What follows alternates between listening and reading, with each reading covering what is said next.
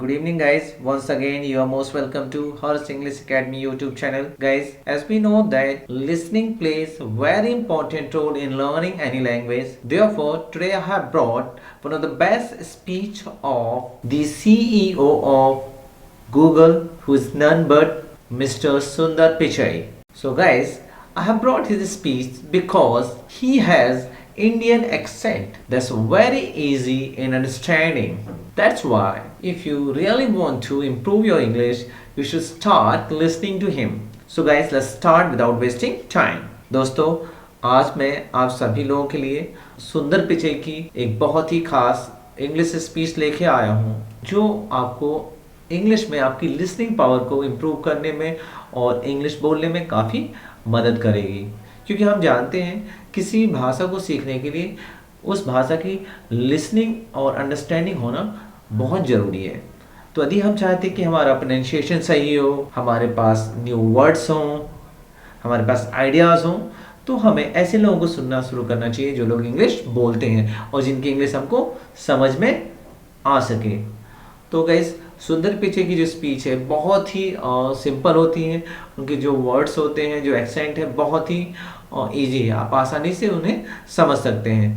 इसलिए मैं चाहता हूँ कि आप सभी लोग उनको YouTube चैनल पे सुने और उनका एक YouTube चैनल की स्पीच मैं आपके लिए लेके आया हूँ। तो आइए शुरू करते हैं टाइम वेस्ट किए बिना।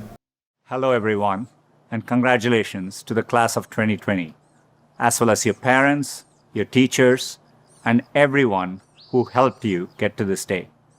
I never imagined I'd be giving a commencement speech with no live audience from my backyard, but it's giving me a much deeper understanding for what our YouTube creators go through. And I certainly never thought I'd be sharing a virtual stage with a former president, a first lady, a Lady Gaga, and a Queen Bee, not to mention BTS. I don't think this is the graduation ceremony any of you imagine. At a time when you should be celebrating all the knowledge you've gained, you may be grieving what you've lost.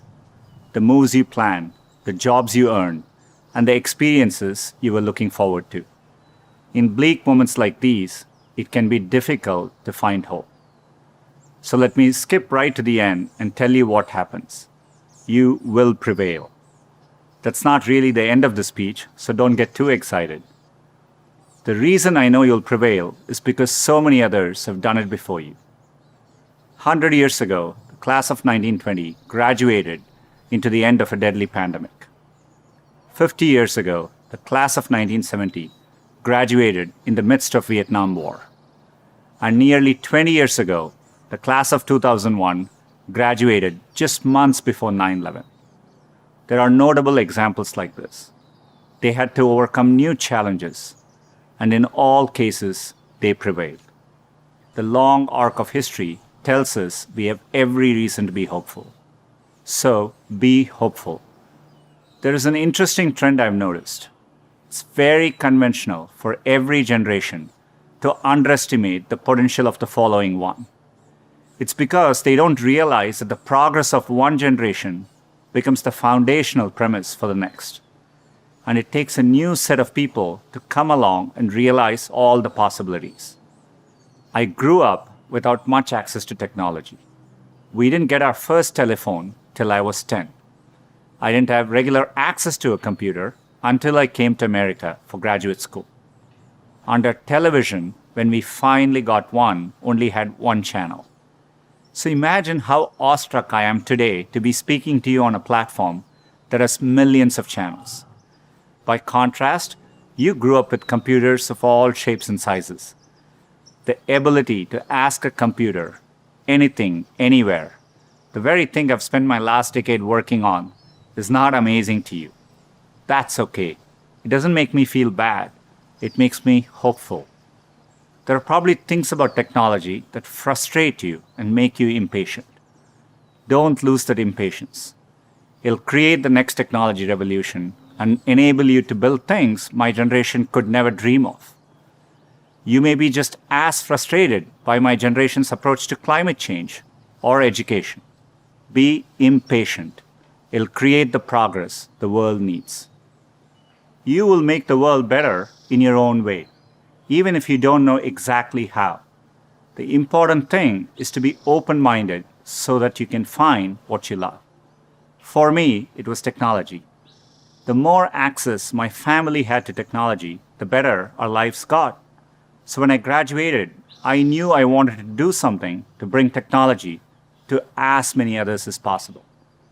At the time, I thought I could achieve this by building better semiconductors. I mean, what could be more exciting than that? My father spent the equivalent of a year's salary on my plane ticket to the US so I could attend Stanford. It was my first time ever on a plane. But when I eventually landed in California, things weren't as I had imagined.